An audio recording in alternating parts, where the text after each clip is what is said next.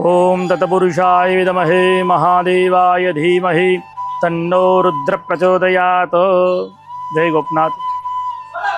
गोपनाथ महादेव मंदिर बहु पुराण कालનું કહેવાય છે કે લગભગ 15મી 16મી સદીમાં નરસિંહ મહેતા થઈ ગયા અને આ નરસિંહ મહેતાએ અહીંયા તપ કરી અને ભગવાન ગોપનાથ મહાદેવને પ્રગટ કર્યા હતા। ભગવાન મહાદેવે દર્શન આપ્યા હતા।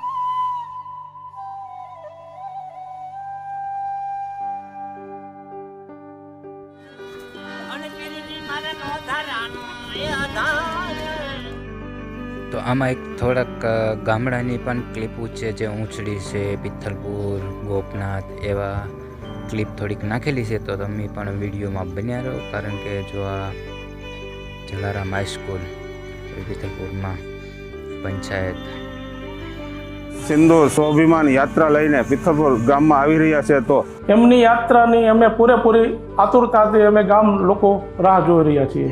તો દરેક ભાવિક ભક્તોને, બધા દેશના દરેક નાગરિકોને ખાસ નમ્ર વિનંતી કે આપ દેશની યાત્રા છે અને દેશ સાથે જોડાવાનું છે। આ યાત્રાની અંદર બધા સહભાગી થજો અને સાથ સહકાર આપજો, જેથી કરી આપણી આ યાત્રા, આ ભારત દેશની યાત્રા, આ સિંદૂર જે યાત્રા છે એ સફળ થાય અને બધાય આની અંદર લાભ લે એવી બધાને નમ્ર પ્રાર્થના છે, એક વિનંતી છે।